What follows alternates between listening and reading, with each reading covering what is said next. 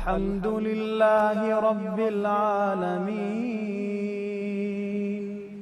الرحمن الرحيم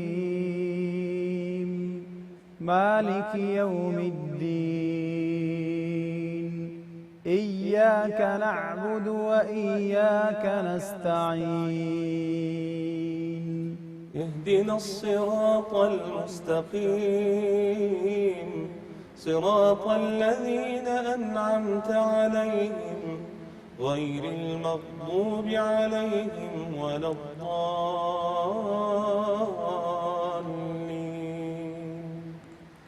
بناوی خوای گەورە و میهرەبان، سڵاوی خوای گەورەتان لێبێ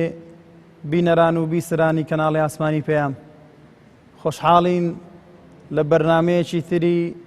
سەدای زێڕین بە ئێوەی خۆشەویست شاد دەبینەوە.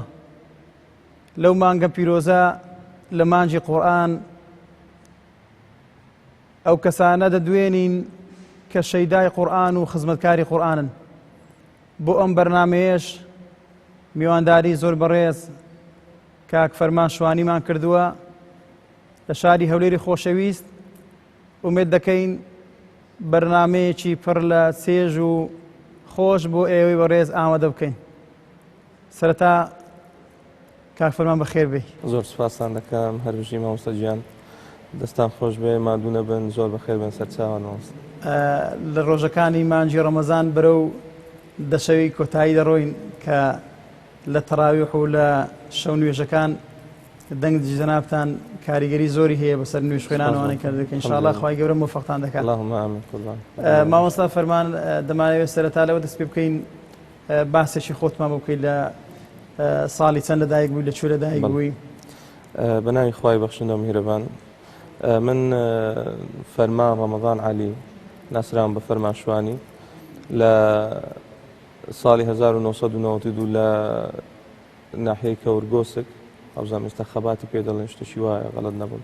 کەورگۆسک هەرمایە؟ کەورگۆسک هەرمایە، کەورگۆسک لەوێ لەدایک بووم. ژیانی منداڵیم لە ناحیەی قوشتەپە بەسەر بردووە. ئیدی خوێندنی سەرەتایی و ناوەندی و ئامادەیشم هەر لەوێ تەواو کردووە. دەرچووی کۆلێژی پەروەردەم بەشی زمانی کوردی. ئێستاش لە ئازال کاسبم. یعنی دانەمەزرای وەکو مامۆستای زمانی کوردی؟ نەخێر، ناومان لەگەڵ ئەو کۆمەڵەی کە بەعەقد بۆ نمونە نامان لەگەڵ ئەو کۆمەڵی کە بەعەقد دامەزران ناوی خۆم و با بڵێن خێزانم هاتەوە، بەڵام چون شوێنەکەمان بینی بەڕاستی نەچوونەکەمان باشتر بوو لە چوونەکە نەمانویست. سەرکەوتوی ئینشاءڵڵا. سەلامەتکە ڕەبی. مامۆستا فەرمان دیارە جەنابەت سوپاس بەخوای گەورە دەنگێکی خۆشت هەیە و لە ناو خەڵکی بەناوبانگە. سەرەتای قورئان خوێندنت لەکوێ دەست پێ کرد یەکەم جار؟ ینی سەرەتا لای چ مامۆستایەک دەست پێ کرد؟ ئەگەر وەکو خوێندنەوە باز بکەین، ئێمە لە منداڵیەوە سوپاس بۆ خوای گەورە خانەوادەکەمان وا بووە، خۆم و براکانم هەمومان خراوینەتە بەر خوێندنی قورئانی پیرۆز لە مزگەوتەکان با بڵێن. منیش هەر لە قوشتەپە دەم خوێند، تقریبا لە 6 ساڵی 7 ساڵیەوە من قورئان دەخوێنم و شارەزایم پەیدا کردووە لە قورئان. بەڵام وەکو ختمی قورئان ختمم کردووە لە تەمەنی 13 ساڵی لای زۆر بەڕێز مامۆستا لەوێ مام سەلیمی پێ دەڵێن، بەڵام من هەروەکو مامۆستای خۆمی دەزانم و ڕاستی دەستەکانی ماز دەکەم. هەتا ئێستاش ئەو لەحظەش هەر ئەو مامۆستام بووە. تەنها لای ئەو قورئانم خوێندووە، قورئانی پیرۆزم لای ئەو ختم کرد و تەواوم کرد. لە تەمەنی 13 ساڵیەوە من لە مزگەوتەکان قورئان دەخوێنم تا ئەوڕۆ، ینی ڕۆژانی جومعە و ئیدی لە تەراویح و ئەم شتانە. خوای گەورە سەرکەوتوکە ئینشاءڵڵا. مامۆستا وەکو مۆڵەتی قورئان خوێندن مۆڵەتی ئیجازەت هەیە لە ڕۆژان نیتت؟ هەوڵم دەدایە زیاتر بتوانی لە بوارە پەرە بە خۆت بدەی؟ بەخوا ئەوە دەکەوتە سەر ڕەئی. ئەمن بە قەنەعەتی خۆم ینی پێویستی نەکردووە هەوڵی لە بۆ بدەم وەکو مۆڵەت. لەبەرەوەی زۆر برادیکە ئەو پرسیاریان لێم کردووە بە سەراحەت وەکو ڕای خۆم بڵێم. من هەموو جارێ ئەو جوابم هەوە دەڵێم تەمەنی ئینسان دیار نییە، کەی دەمری کەی نامری، ینی تەمەنەکە دیار نییە کەی دەڕۆی کەی ناڕۆی. قەنەعەتی من ئەگەر زانیت و کۆمەڵێک مامۆستایانی بەڕێش ڕائیان لەسەر قورئان خوێندنەکەت بوو، خۆی لە خۆیدا مۆڵەتە ئەوە، ینی کۆمەڵێک مامۆستای بواری تەجوید و با بڵێن ئەو قانون و یاسایانی قورئان ڕایان لێ بوو بە قەناعەتی من ئەوە خۆی ئیجازەیە بەڵام ڕەنگە بە فەرمی نەبێ بە ڕسمی نەبێ ئیتر من تا ئێستا ئیجازەم نەبووە بەڵام هەموو جارێ ئەو جوابم گوتووە ینی ئەوە جوابم داوەتەوە قورئانەکەت بخوێنە با خەڵک زووتر گوێیان لێبێ زووتر کاریگەر بن بە قورئانەکە نەک مەسەلەن ڕەنگەم 3 ساڵ 4 ساڵ خەریکی قیرائەتی قورئان بم و ڕەنگە شتەکە تەنها بۆ خۆشم بێ ڕەنگە بەڵام جەنابەت ئاگات لێ نییە ئیسفادەی لە بۆ تو نییە وەکو ڕای خۆم جا غەڵەتم ڕاستم نازانم وەڵای بە قەناعەتی مێنە ینی هەوڵ بدەی باشە هەروەکو مۆڵەتت هەبێ ینی دروست کە بە لایانی کەم حەفسەت هەبێ بەڵێ ئینشاءالله بە دڵنیاییەوە دەبێ ئینشاءالله بەڵام مەبەستم تا ئێستا کە نەکراوە لەبەر ئەوە نەکراوە ینی شتی دیکەم لە پێشتر داناوە لە قیرائەتەکە ماوەستا وەکو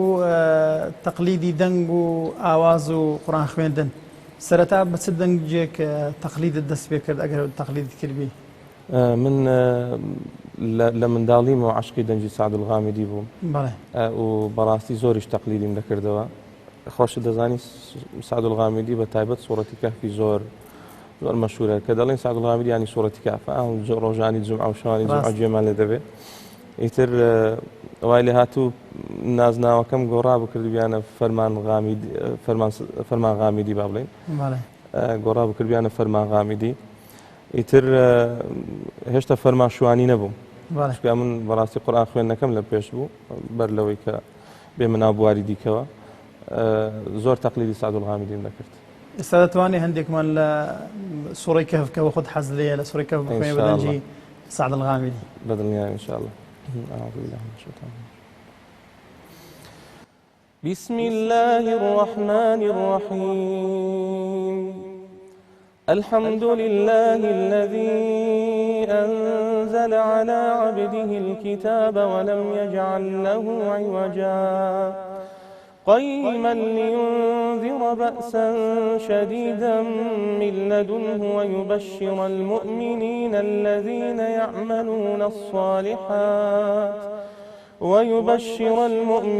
الذين يعملون الصالحات أن لهم أجرا حسنا ماكثين فيه أبدا وينذر الذين قالوا اتخذ الله ولدا ما لهم به من علم ولا لآبائهم كبرت كلمة تخرج من أفواههم إن يقولون إلا كذبا بارك الله أجمعين إن شاء الله خواهی گەورە ئەو دەنگە هەر خۆش و ناوازەکە ئینشاءالله مامۆستا فەرمان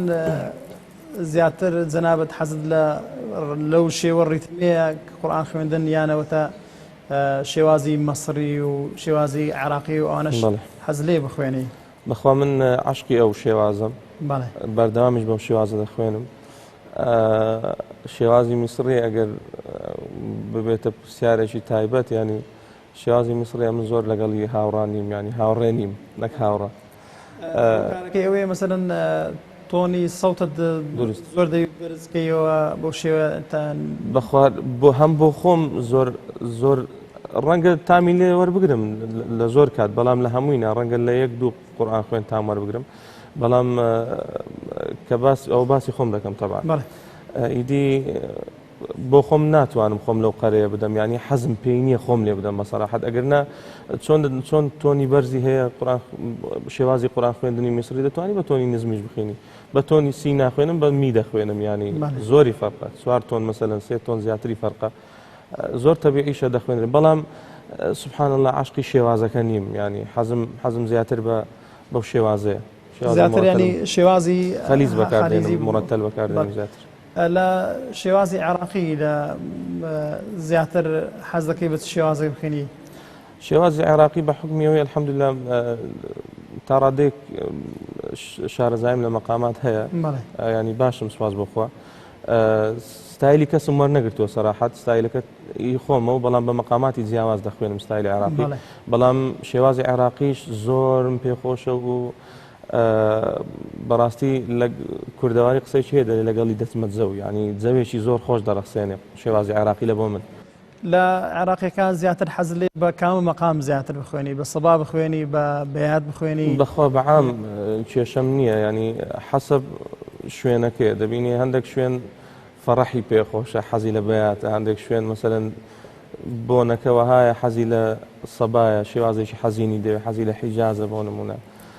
ئیتر بەڵام وەکو خۆم بەیاتەکەم زۆر پێخۆشە بەیات عراقی بەیاتم زۆر پێخۆش ئەگەر هەندێکمان هەموو مەقامەکان وەکو میوە وایە هەموو زارێ باسمان کردووە ئەوە چوارگایە مەقامی جێژنان بۆ نمونە ناسراوە دواتر ئینشاءڵڵا بە چوارگاش هەندێک ئێستا بە بەیاتەکە ئەگەر حەز لێبی شوێنێکمان بۆ بخوێنی بە مەقامی بيات لشوازي عراقي إن شاء الله. أعوذ بالله من الشيطان الرجيم. بسم الله الرحمن الرحيم. وتولى عنهم وقال يا أسفا على يوسف وابيضت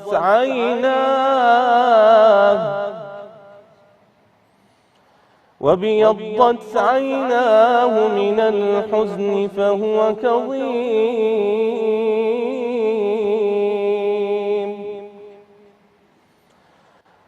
قالوا تالله تفتأ تذكر يوسف حتى تكون حرضا أو تكون من الهالكين.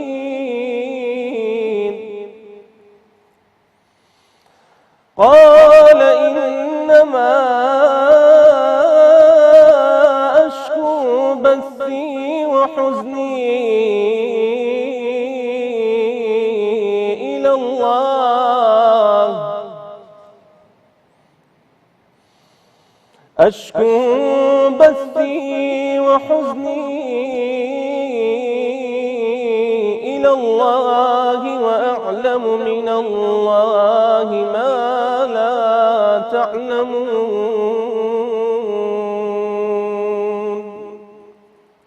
ما شاء الله. براستي روكو باست كذا كاتك بعراقي دخويني بس الدنيا يشتر هر خم يعني زور بيخوش عراقي زور بيخوش زور كاريجر يعني أو زاناني كالبواري مقامات إشارة زيان هي ضرين دولة منترين ناوسا عراق لروي مقامات بالدنيا يعني بس وسترين نشانة باور زور فعلا صوتي شيء زور كاتك عراقية بوشي وعزة دخويني زوري فرقة لقلوي لو بونمونا مثلا خلقك لولاتي شي ديكا بشي وعزة عراقي دخويني يعني فرقي زور زارقتوما خواي گەورە بەتایبەت کوردیش يعني بەتایبەت کورد خواي گەورە قورگێکی حاڵی وەسەتی داوەتە کورد يعني حاڵەتێکی ناوەندی هەیە مام ناوەندی هەیە بۆ نمونە ئەگەر قورآن خوێنێکی کورد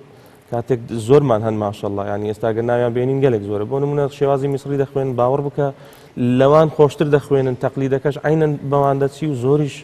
بە تام و چێشتر دەخوێن هەز ناکەی کوردە يعني كاتك بۆ نمونە سرودێکی عەرەبی دەڵێ هەز ناکەی کوردە کاتێک بە ئینگلیزی قسە دەکە هەز ناکەی کوردە ینی باوەڕ بکە بەڵام کەسێک بێنە لە وڵاتی چین بڵێ وەرە مەسەلەن قورئان خوێنی شێوازی قورئانی میسریم بۆ بخوێنە ڕەنگەوانە بێ ینی شێوازەکەی ئێمە ماشەڵڵا وەسەتە مام ناوەندە بۆ هەموو شێوازەکانی دیکە وڵاتانی دیکە دەبێت مامۆستا فەرمان بین سەر ئێستا لە مانجی ڕەمەزان مزگەوتەکان سواز بخوای گەورە زۆر ئاوادان و قەڵەبارەغا بەڕای زەنابەت ئایا گرنگە پێشنوێژەکان شارەزایان لە مەقامات هەبێ و یان بە دەنجی جیاواز بخوێن بۆی کاریگەری بکەن لەسەر نوێژ خوێنان هەر زۆر مامۆستا گیان بەڕاستی دوای ئەوەی کە شارەزایی دەبێت لە خوێندنەوە و شێوازی قیراەتی قورئان بە دڵنیاییەوە لازمە ئەو کەسەی ئیمامەتی دەکات پێشنوێژ دەکات مەقامات بزانێت لەبەرچی زۆرمان هەندەنجیان خۆشە ڕەنگە وەکو بولبول وابن ماشەڵڵا بە زۆر مەقامەکانیش دەخوێن بەڵام نایان ناسنەوە کاکە گیان ینی وەڵڵا ئیشی یەک هەفتەیە وەڵڵا ئیشی یەک هەفتەیە باوەڕ دەکەی ینی من ڕێز و حورمەتم لە بۆ مامۆستا سەرباز هەیە کاک سەرباز عوسمان ئەو فێری کردم خۆم بە هەموو زۆربەی مەقامەکان دەمزانی بخوێنم بەڵام یەک لەوانە بوو کە نەمدەناسیەوە باسی کەی دەکەم 2009 و 8 ئەوانە خلال یەک هەفتە مقامەکانی لە بۆ تەزیل کردم 8 مقامی لە بۆ تەزیل کردم پرۆڤم لەسەر دەکرد بە یەک مەقامی کورد یان یەک شعری کورد پاش هەفتەکە ئیمتحانی کردم لە خوا بە زیاد بێ ینی توانیم بە هەموو مەقامەکان بیخوێنم ئیتر خوانەکە لە پشت ئیمامێک ڕابوەستی بۆ نمونە کە نوێژ دەکە مێشکدی حازدە ئەو مەقامێ تەحویل دەکە ئەو مەقامێ ئەوەندە عەشقی مەقامات دەبی بەڵام کە دوای لێ ڕاهاتی تەبیعی دەبتەوە ئاسایی دەبتەوە لە لادیانی بەڵام زەرورە زۆر هەوڵدا جەنابەت مەسەلەن بتوانی کە شارەزایەکت هەیە لە مەقامات سوود بە خەڵکی تر بگەینی شارەزایان بکەی فێڵیان بکەی ئەنی دەرس و دیراسەشی دابنەی بە تایبەت لە ڕووی مەقامات بۆ ئەوانەی کە پێش نوێژن بە تایبەت ئەو ئێستا سوپاس بەخوای گەورە ینی زۆرێک لە پێش نوێژان ئەوانەی کە پێش نوێژ دەکەن گەنجن ئامادەیان تێدا هەیە کە لە مەقامات شارەزا بن هەوڵم ندایە مەسەلەن لەو بوارەی کار بکەی بەخوا ڕەنگە تاکوتەرە کردومە بەڵام وەکو دەورەیەکی فەرمی دەورەیەکی ڕسمیم نەکردووە بەڵام ئەگەر منیش نەم کردبێ ئاگدارم زۆربەی برادران ئەو شتانیان هەیە بۆ نمونەوە مامۆستا عەبدولقادر حورمەتم لەبۆ هەیە ئاگدارم ئەو شتانە دەکا مامۆستا فاروق ئەو شتانە دەکا لەوانەیە چەندین کەسی دیکە هەبێ بەڵام من ڕەنگە ئاگدار نەبم یان نەچوومە پێش بزانم معلومات پەیدا بکەم ئەگەر نا بەڕاستی قورئان خوێنەکان زۆربیان ئەوەی شارەزای لە مەقاماتە ڕەنگە بەس من کەم تەرخەم بوو ئەوانی دیکە هەموو دەورەکانیان کردبێتەوە ئەمنیش سەراحەت لەبەر بێمەجالیە وها ینی معیشەتیش دەیەوێ و سەرقاڵی زۆر بواری دیکە و کاسبی ئەوانەمە ئیتر ینی ڕەنگە مەجای ئەوم نەبێ بەڕاستی ئەوە وەختەشی فەراغی باشی دەوێت بۆ ئەوی بتوانی کۆمەڵێک مامۆستا کۆ بکەیتەوە و ئەوان بە عەشقەوە بێنە پێش و ئیتر لێت فێر بن و ئەگەر نا من ئامادەم و خزمەتکاری هەموویانم بەڕاستی مامۆستا فەرمان چ شوێنێکی قورئان زۆر حەز لێیە کە بۆ خۆت بخوێنی بە تەنیا یان بەردەوام حەز لێبی دووبارەی بکەیەوە یان پرسیارەکە بەنەوعی تریش بکەم بە چ دەنجێک جگە لە غامدی بە چ دەنجێک حەزت لێیە قورئانەکە ئەو شوێنێک کە حەزت لێ بیخوێنی سەراحەت مامۆستا من ئەو چەند ئایەتەی تازە خوێندم لە سوورەتی یوسف ئەوە غەیری خۆم بیخوێنێ ڕەنگە خۆم لەبەر ڕانەگرم سەراحەت ینی ناتوانم خۆمی لەگەڵ ڕابگرم غەیری خۆم بخوێنێ بەڵام کە بە خۆم دەخوێنم ڕەنگە بە تەنیا فەرقیوێ لەگەڵەوەی کە لە بەرامبەر جەنابەت دانیشتووە وتولى عنهم وقال يا أسفا على يوسف وابيضت عيناه من الحزن فهو كظيم يعني ڕاست مەشهەدەکەم دێتە پێستا و زۆر پێکاریگەر دەبم بە شێوازی عێراقی نە شێوازی دیکە بە شێوازەکانی تر شوێنەکەت حەز لێیە بەردەوام بیخوێنی بەخواست بە یاسر دۆسەری زۆر متەئەسیر دەبم سوورەتی قاف فەرموو ئەگەر حەز لێیە سوورەی قافمەوە بخوێنەوە دەنجی قورئان خوێنی یاسر دۆسەری انشاءالله هەر خۆی یاسر دۆسەری زۆر بە سوورەتی قاف مەشهور بوو معلومی جەنابتە سوورەتەکانی دیکەشی خۆش دەخوێنێ بەڵام سوورەتی قافی زۆر تایبەتە طبعا داوای لێبوردنیش دەکەین ئێستا ئەمە بە ڕۆژوین سوپاس بەخوا ڕەنگە کەم و کڕی ئەگەر هەبێ بمابوورە أعوذ بالله من الشيطان الرجيم بسم الله الرحمن الرحيم ولقد خلقنا الإنسان ونعلم ما توسوس به نفسه ونحن أقرب إليه من حبل الوريد إذ يتلقى المتلقيان عن اليمين وعن الشمال قعيد ما يلفظ من قول إلا لديه رقيب عتيد وجاءت سكرة الموت بالحق ذلك ما كنت منه تحيد ونفخ في الصور ذلك يوم الوعيد وجاءت كل نفس معها سائق وشهيد لقد كنت في غفلة من هذا فكشفنا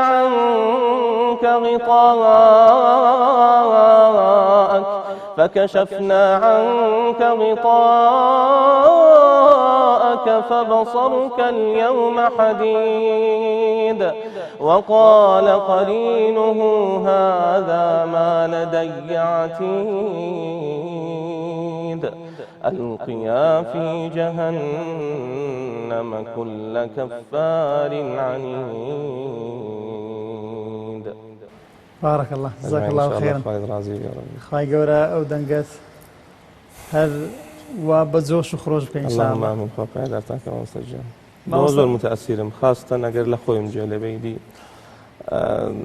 چێژی لێ وەردەگرم بە تایبەت ئەو موقیفانە کە باسی مردن دەکات زۆر کاریگەرە بەڕاستی سەراحەت ئەوە بە چ مەقامێک بوو مەقامی سەواب مامۆستا سەواب شێوازی دیکەی هەیە بۆ نمونە لە چەند شوێنێکی دیکە خود لە نوێژی دیکەم گوێم لێ بووە بە سێگا دەست پێ دەکات دوایە دەچێتە سەبا بەڵام ئەلێرە بۆ نمونە بە بەیاد دەست پێ دەکات دەچێتە سەبا ئیدی بەڵام خۆم ئەوم پێ لە هەمووان خۆشتریانی ئەگەر نە ئەو ئەنواعی هەیە تەحویل دەکات زیاتر لە پێشنێوشی زەناوت حەز لێ بە چ مەقامێک بخوێنی بەخوا ئەنواع دەخوێنم مامۆستا گیان ینی بەڕای من پێش نوێژی بەتایبەت نوێژی تەراویح لازمە متەنەوع بی ینی بۆ ئەوی خەڵکەکە تووشی مەلەل نەبێ بەڕاستی هاتیمە و قەناعەتەی ینی ئەگەر ئیمکان بێ ئەمە 11 ڕەکعات دەکەین عادەتەن لەو 11 ڕەکعاتە لای کەم 4 مەقام بگۆڕی لای کەم ینی بتوانانی 4 مەقام بگۆڕی 5 چەندی زۆرتر بی خەڵکەکە بەڕاستی تامی زیاتر لە نوێژەکە دەکات بە سەراحەت بەڵام خۆم وڵا بە زۆربەی مەقامەکان دەخوێنم بە تایبەت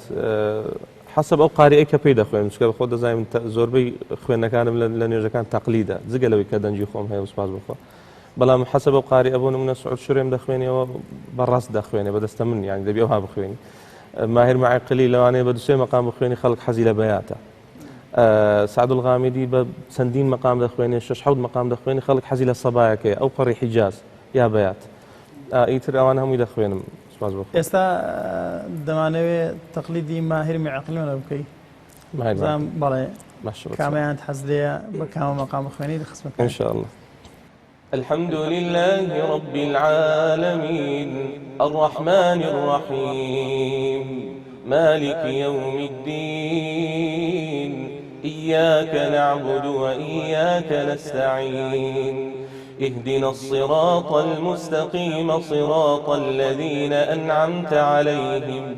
غير المغضوب عليهم ولا الضالين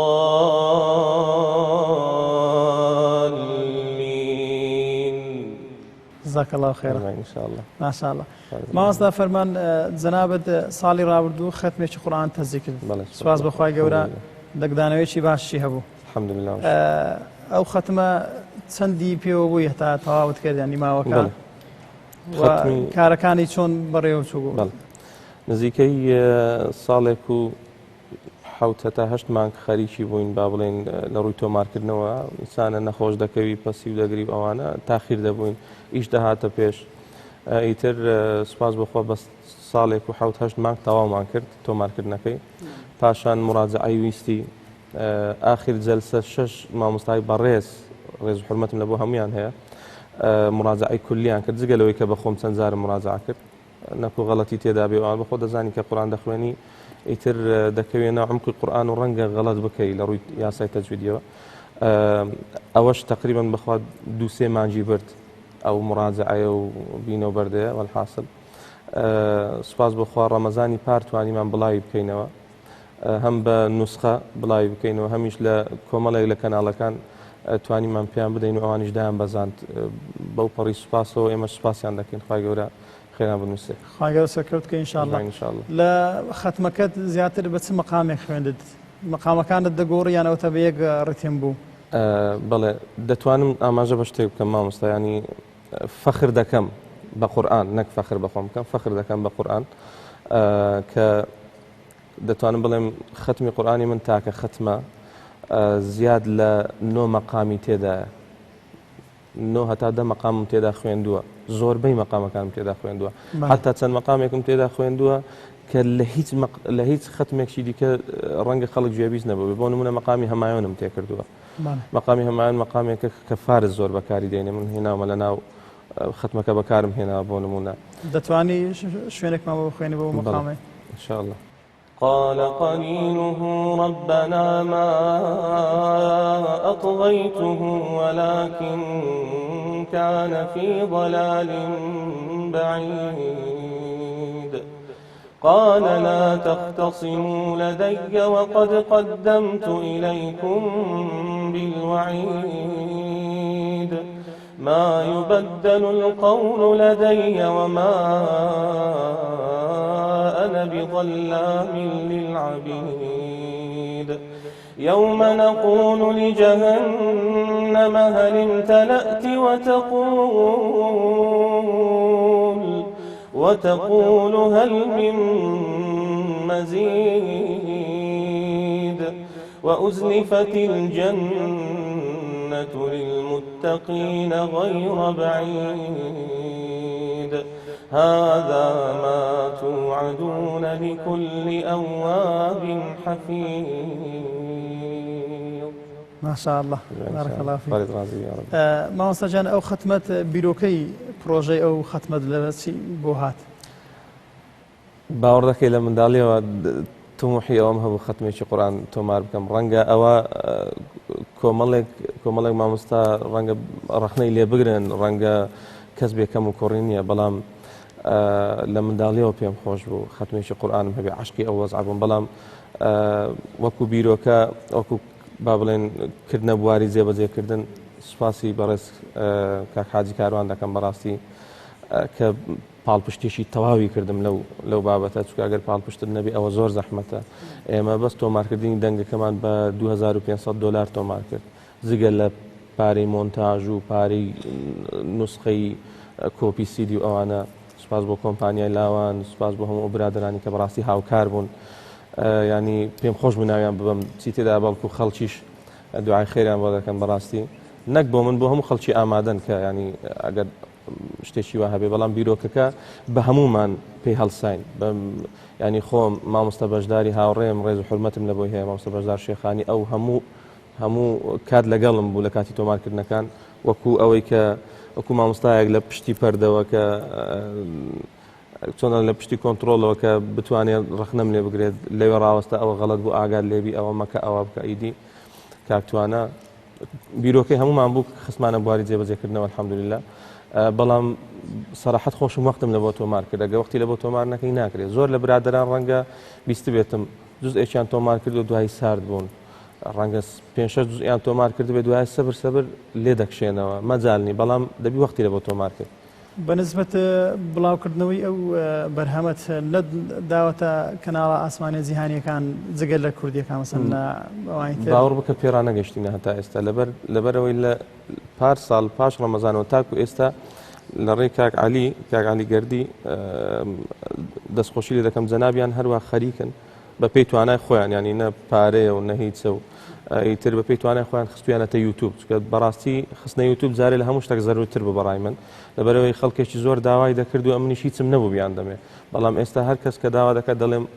بنووسە فەرمانشوانی بۆ نمونە بەو شێوازە لە یوتیوب هەر 114 سوورەتت دەداتێ ئەوە زۆر زەرور بوو ینی ئامانجی من چییە پێشتریش ئاماژەم پێ کرد ئەوەیە کە زۆرترین خەڵک گوێبیستی بیبینی بەڕاستی پێش هەموو بوارەکانی دیکە بەڵام سوپاس بۆخوا ئێستا تەواو بووە ڕەنگە لە دوای 15 ڕەمەزانەوە ئێمە دەست بەوە بکەین کە بە شێوازی ئیمێل بە شێوازی زیپ حاضری دەکەن و ئێمە دەینێرین لە بۆ قەنەواتی دیکەی ئاسمانی خۆمان و یاخود ئاسمانیەکانی دەرەوەش ئینشاءالله سەکەوتوو ئینشاءالله خوا گەورە بۆ تەناسام کە و زیاتر گرنگی بۆ بارە بدەن ئینشاءالله. مامۆستا فەرمان لە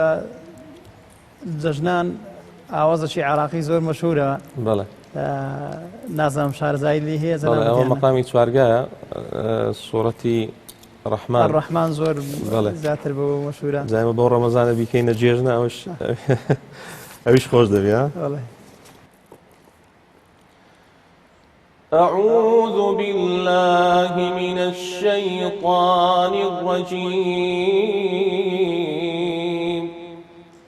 بسم الله الرحمن الرحيم الرحمن علم القرآن خلق الإنسان علمه البيان الشمس والقمر بحسبان والنجم والشجر يسجدان الله أكبر. بارك الله. ئاواز دەمەوێت ئیستفادە لە وەختەکە بکەین لێ بڕاک ئاوازەکی زۆر فەرەحە بەڕاستی خەڵکی جێژنێ هەز لە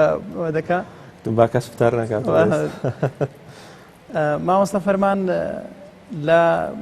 قورئان خوێنە خەلیجیەکان لە سعودیەکان ئێستا کۆمەڵێک دەنجی نوێ پێیا بووە یعنی پێشتر کاتێک کە باسی قورئان خوێنت دەکرد زیاتر سەعدوڵغامیدی بوو ئەحمەد عەجمی بوو سودەیسی بوو شوڕەیم بوو یعنی زیاتر ئەوانە بوو ئێستا کۆمەڵێک دەنگ پێیا بووە زەنابەت کامە دەنگ زۆر حەز لێ گوێ بگری یان ئەوتە دەوێت تەقلیدی بکەیەوە بەخوا نوێیەکان زۆر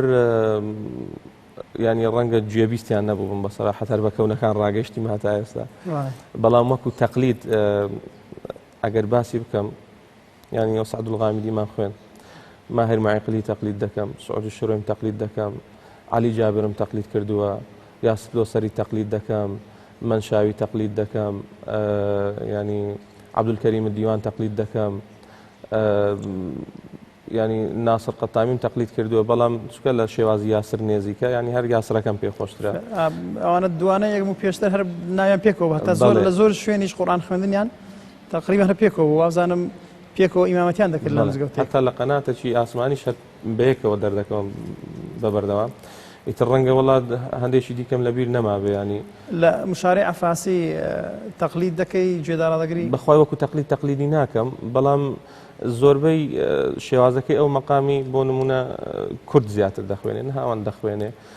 کە هەر قارێکی خۆمان دەنگێکی نەرمی هەبێ کورد بخوێنێ هەز دەکەی دەچێتەوە سەر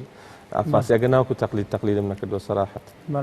بە سعود شورێم زۆر دەخوێنم ئیتر عەبدولکەریم دیوان دەخوێنم وەکو باسم کرد ئێستا هەندێکم ئاەتمان بە دەنجی سعود شورێم بخوێنێ ئینشاءالله باشە بچاو أعوذ بالله من الشيطان الرجيم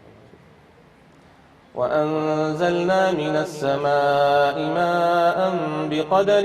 فأسكناه في الأرض وإنا على ذهاب به لقادرون فأنشأنا لكم به جنات من نخيل وأعناب لكم فيها فواكه كثيرة ومنها تأكلون وشجرة تخرج من طور سيناء تنبت بالدهن وصبغ للآكلين وإن لكم في الأنعام لعبرة نسقيكم مما في بطونها ولكم فيها منافع كثيرة ومنها تأكلون وعليها وعلى الفلك تحملون بارك الله أكبر زیاتر ئەو سعود شوریم لە تەراویحان زۆر خەڵک حەزی لێ لە بەرەوەی ڕتمەکەی خێرایە زۆر ئەویش فەڕەحە زۆر کەس حەزی لێ بەو فاتحەکەشی زۆر مەشهورە ینی پێم خۆش فاتحەکەشی بخوێنم ئەگەر سعود شوریمی سعود شوریم فەرمو بسم الله الرحمن الرحيم الحمد لله رب العالمين الرحمن الرحيم مالك يوم الدين إياك نعبد وإياك نستعين اهدنا الصراط المستقيم صراط الذين أنعمت عليهم غير المغضوب عليهم ولا الضالين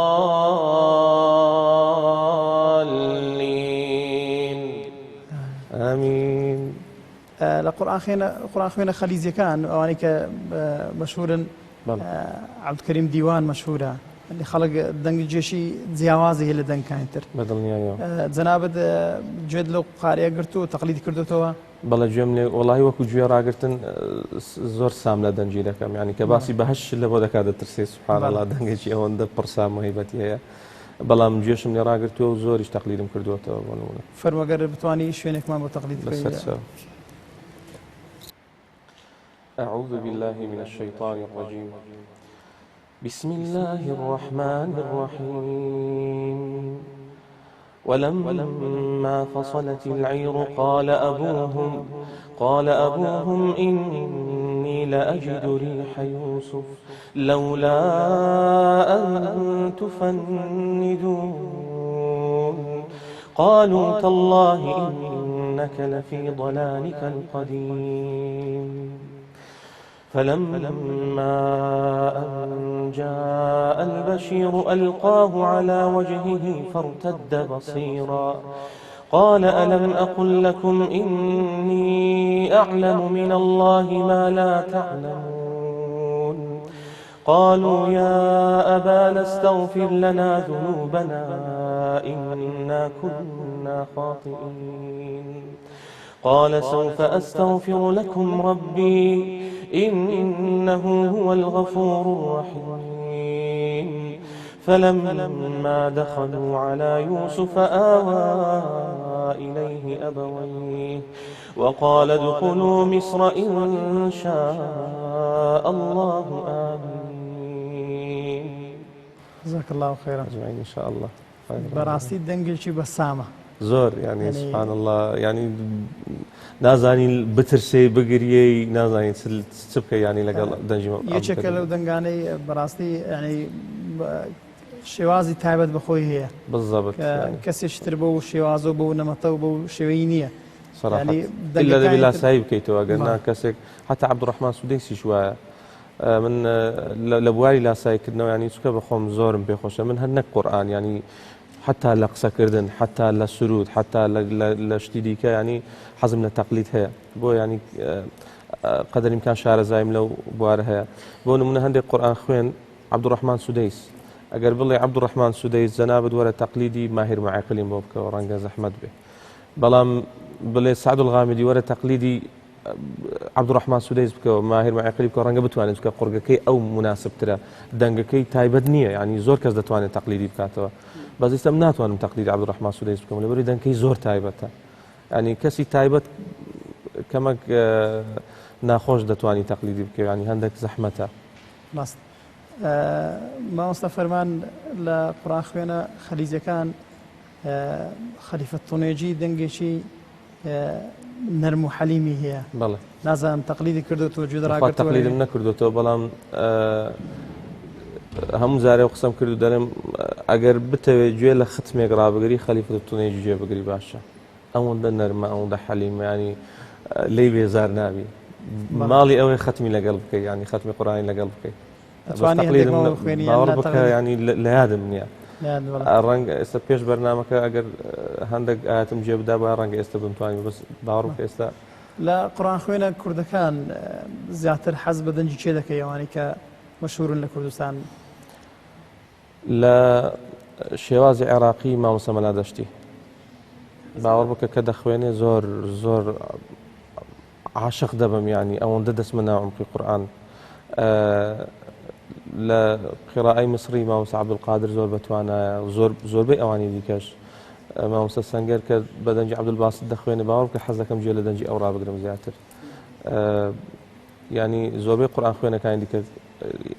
ئەمن ناو دەهێنم ینی گوێم لێ نییە بڵێ وەڵڵی ئەوە زۆر کەسێ ڕەنگە پێی شەرم بێ نابێنە نام بە فەخرەوە ینی بۆچینە ینی شانازیان پێوە دەکەم زۆرن ئەوانەی کە حەز بە دەنجیان دەکەم بەس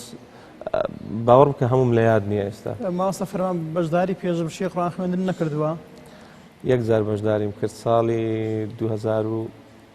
والله ئەعلەم ئەمزانم 2006 بوو 6 بوو 7 بوو شتێکی وا بوو بەشداریم کرد چێ بەشداری کرد لە کەناڵی سپێدە یەکەم مسابقەی قورئان کراوە لەو کەناڵە مامۆستا مەلا جەمیلوان لیژ نەبوون ئەو کات دەرنەچوم زۆرم لە قەلب ناخۆش و زۆرم پێ ناخۆش بەس باوەڕ بکە کە ئێستا ئەگەر بیبینەوە خۆم دەرناچوێنم ینی خراپ بوو قورئان خوێندنەکەم باش نەبوو لە ترسان بوو شێوە ناوەڵە هەر مستەوام وا بوو مامۆستا ناڵێ من یەک مامۆستام هەبووە تا ئێستا ئەویش بەس قورئانم لەلا خوێندووە مامۆستا سەلیم دەستی ماچ دەکەم بەس خوێندومە و جەنابی گوێ ڕاگرتووە ئەگە ناوەکو تەجوید یاسای تەجوید جارێک وابزانم تاوام کردو بەخوا بزانم ئەویشم تاوا نەکردو یاسای تەجوید هەمووی سەماعی فێر بووم بەس مامۆستا ینی جیاوازەکەی من لەگەڵ قورئان خوێنەکانی دیکە ئەوەیە ینی بە شێوازی گوێگرتن و سەماعی فێر بووم نەک مامۆستام هەبێ لە بواری تەجوید و ینی بچمە لایە و شێوازی قیراءە و مجاز و نازم ئەو شتانم نەبووە قەت بەس زۆر گوێگرتن بۆ نمونە بەر لەوەی بچم هەر ڕیکۆردێک بکەم لە ختمی قورئانەکە گوێم ڕادەگرت بە سەراحەت ینی گوێم لە سعد الغامیدی ڕادەگرت گوێم لە حوسەری ڕادەگرت بۆ نمونە ینی ئەوانە شەرنیە تەقلیدیان بکەمەوە بەڵام ئوستازن دەتوانی لیان فێروی وەقفی لەکوێ ئیبتیدایی لەکوێ خۆی لە خۆیدا ئوستازە ئێستا سواز بخوات و خاوەنی ڕێزکەی تایبەت و خۆتی الحەمدولله زیاتر بە چ شێوازێک دەخوێنی؟ شێوازەکەی خۆم بەیاتەکەم پێ خۆشە و لەویش خۆشتر مەقام کوردەکەم پێ خۆشترە. سوپاس بخوا ختمی قورئانەکەم لاسایی کەس نییە. زۆر جاریش لە تەراویحەکان هەر لەو شوێنە بە دەنجی خۆم دەخوێنم زۆر جار مەسەلەن ینی بەڵام خەڵکیش هەر حەزی لە تەقلید و لاساییکردنەوەی ئەویش دەبی ئەوانیش ڕازی بکەین. ئێستا شوێنێکمان بۆ بخوێنی بە دەنجی خۆت ئەوی کە تایبەتە بە خۆت ختمەکەی بەکارتێناوە إن شاء الله بێ تەقلید إن شاء الله. إن شاء الله وتسامح. أعوذ بالله من الشيطان الرجيم بسم الله الرحمن الرحيم فلا تحسبن الله مخلف وعده رسله إن الله عزيز ذو انتقام يوم تبدل الأرض غير الأرض والسماوات وبرزوا لله الواحد القهار وترى المجرمين يومئذ مقرنين في الأصفاد سرابيلهم من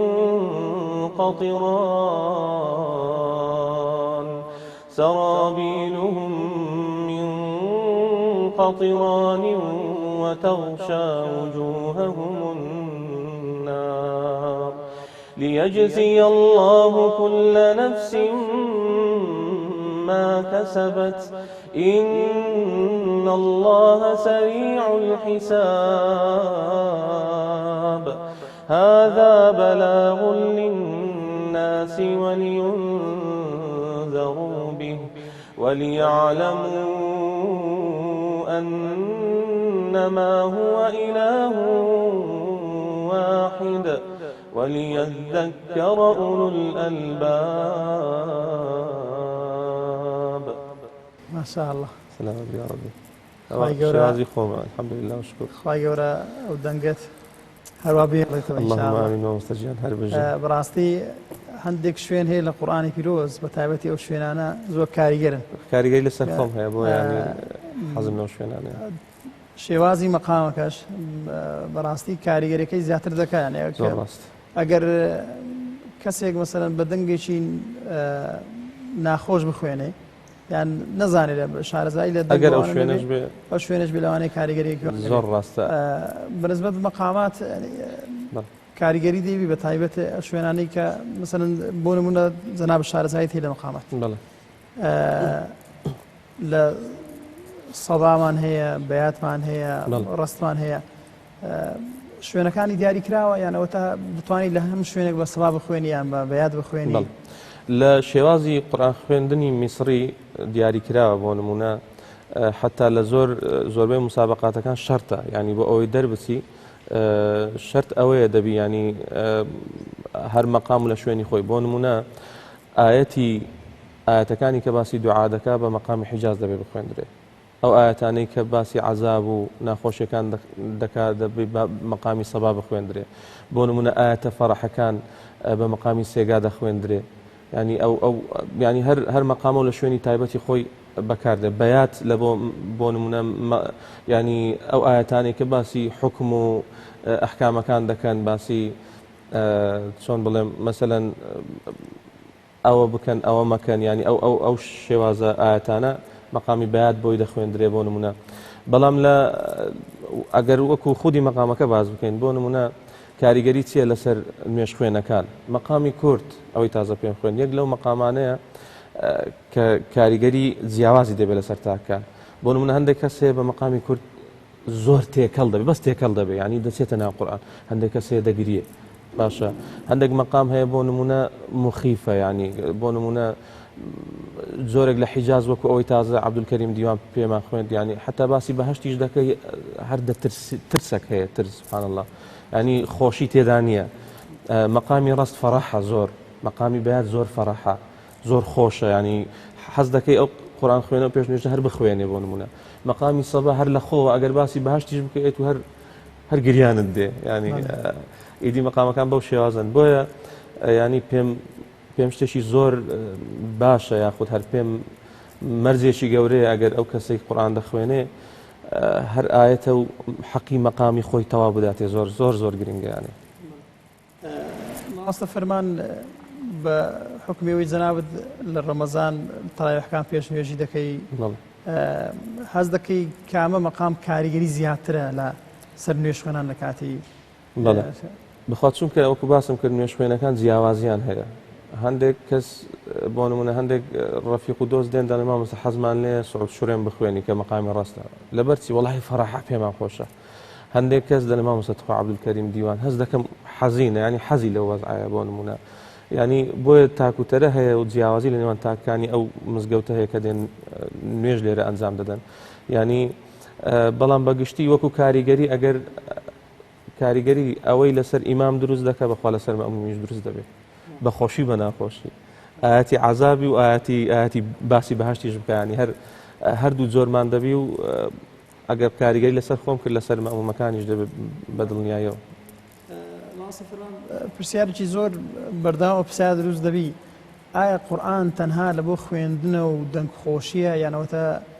پێویستە کاری پێ بکرێ یان ئەو کەسێک کە دەخوێنی جوانە عملی هەبی هەتا کاریگەری لەسەر خەڵکی دروست ئەمە لێرە قسەک دەکەم ڕەنگە لەسەریشم بەخراپ بشتێتەوە بەڵام باوەڕ بکە حەقیقەتە باشە ئەمە بیدایەت باسی مەوزوعی ئیجازە و حیفظی قورئان و ئەو شتانەمان کرد لەگەڵ ڕێزم ئەوە ڕەنگە چەندین حەدیسی لەسەر بە ڕەنگە چەندین بۆ نمونە بە برای خۆم بڵێم بۆ نمونە ئەمن حافظ قورئان بم باشە ینی هەموو قورئانم لەبەر بێ چی ئیستفادەی لە بۆ تو هەیە بێ زەحمەت حەزم لێ جوابم دێوە وەڵا کاریگەری بەس لە خۆت مەسەلەن ئەجر پاداشتەکەی و ئەگەر عەمەلیشم خراپ بوو لە پاڵ ئەوە ینی حساب کە هیچم نەکرد یەک نوسخەی دیکە مصحەفێک زیاد بوو هەر ئەوەندە بۆیە ڕەنگە ئێمە لە زۆر شوێن بەخۆم بینیومە بۆ نمونە کوڕە دەستە داخوازی کچەک کرد لە سەریان کردوتم بابە ئەوەندە جوزئە قورئانی لەبەر کورە بابم چلەوە بکەم لەبەریتی وەرە منداڵەکەم بە جوانی لە بۆ پەروەردەکە وەرە شیوەکەم بە جوانی لە بۆ لێ بنێ وەرە میوانەکەم بە جوانی لە بۆ بەڕێکە بە شەرع و بە هەموو شتێک بە کۆمەڵایەتی بە هەموو شتێک ینی قورئانەکە لە بۆ خۆتە لەسەر منی مەکە مەرج ینی تێدەگەی لە مەسەلەم یان ئەسڵەن پیاوە بە هەمان شێوە لەسەر ئافرەتەکە زۆر فەخر دەکا و زۆر فەخەی لەسەر لێدا ئەمن ئەوەندە جوزئە قورئانم لەبەر کاکە عملت قورئانی بی عملت حفظی قورئان بی پێغەمبەر صلی الله علیه و سلم لە دایکمان عایشە پرسی ڕەضا ڕەحمەتی خوای لێ بی بەخۆت معلومی جەنابتە چۆن بوو کان خلقه القورئان باسی حفظ و باسی ئەو شتانە کرا کاکە نا وەڵڵا ئەخلاقی قورئان بوو یعنی قورئان لە بۆ عەمەلە وەڵڵا پێش هەموو شت بە قەناعەتی من نەگەت و تەنها بیخوێنی و ینی دەنجی خۆتی پێخۆشکەی و پارەی پێوەربگری و نازانم ینی پێت وایە ئەو کەسی مەسەلەن کاتێک کە پێش نوێژە کە کار و ئیش و عملیشی عملی قورئانیە کاتێک کە قورئان دەخوێنێ کاریگەری زیاترە لەسەر نوێژ خوێنان لەوەی کە کەسێکە بەس تەنها دەنجی خۆشە نور على نورمان هەیە قوربان وانە